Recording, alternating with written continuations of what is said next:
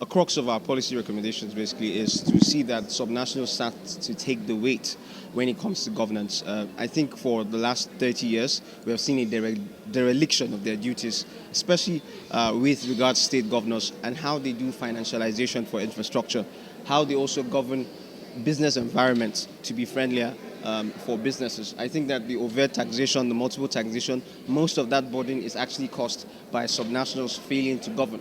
I remember sharing a very important anecdotal evidence from a former boss of mine, Ibanga Isine, who, of course, won the CNN African Journalist of the Year in 2015. He carried out this study where he decided to accompany a life lease. And all of that, of course, as we do know, aggregates into a higher price transmission when it comes to food price. So aside from the structural issues, aside from our poor agronomic practices, one contributor, as you do know, to food inflation is this heightened level of checkpoints across those transportation or logistics routes. Another stat to add again from the World Bank is that 90% of the logistics infrastructure in Nigeria is borne by our roads. So our roads taking humans, vehicular traffic, as well as goods traffic, and that's not how it's supposed to be. Whereas when we use a peer country like South Africa, 70% of that burden is borne by their railway system. So these are some of the issues that we have that we think subnationals can start to hearken in. One, and I'll say two policy reforms that have happened over the last 4 years for subnationals are, first, the Nigeria Electricity Act 2023, which enables states to be able to set up their own electricity markets. And what I mean by that basically is that they do regulation.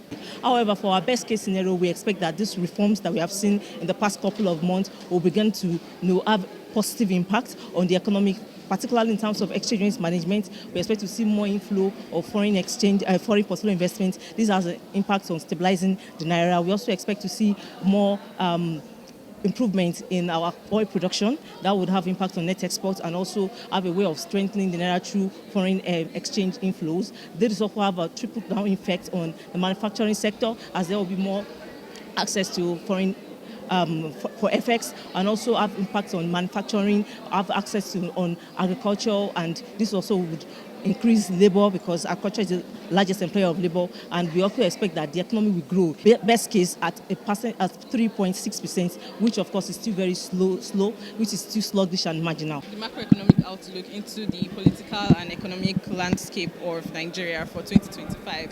So we did this because Veriv Africa is a data insights research and advisory company, and the reason why we decided to do the outlook is because at the end of the day, a data insights research and advisory company is just here to make sure that stakeholders, investors are well informed for their decision making. So this is our way of saying, okay, this is what you should look out for in 2025.